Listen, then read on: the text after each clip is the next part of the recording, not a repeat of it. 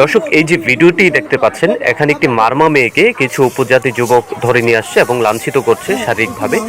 এটির কারণ হচ্ছে যে মেয়েটি কোনো একটি বাঙালি ছেলের সাথে কোনো জায়গায় কথা বলেছিল, তার শাস্তি স্বরূপ কিন্তু তাকে লাঞ্ছিত করার চেষ্টা করছে একটি বাড়ির মধ্যে। আরও উপজাতি মেয়েরা কিন্তু দেখছে, কিন্তু আসলে কিছুই করার নেই। মেয়েটির বাবাও কিন্তু সেখানে রয়েছে, কিন্তু তাদের হাতে একেবারেই অসহায়।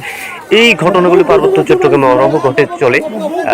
কারো প্রতিবাদ করার বা ওই সাহসটুকু নেই, এটি কিন্তু তারই একটি উদাহরণ।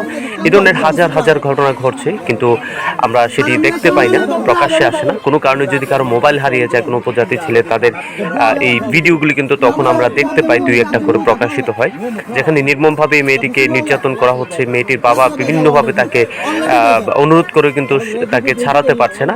তো এই যে নির্যাতন, এই পাহাড়ি গোষ্ঠীগুলি কিন্তু পাহাড়ি নারীদেরকে প্রতি পদে পদে ভাবে নির্যাতন করছে। সেই নির্যাতনের চিত্র কিন্তু আমরা মাঝে মাঝে দেখতে পাই।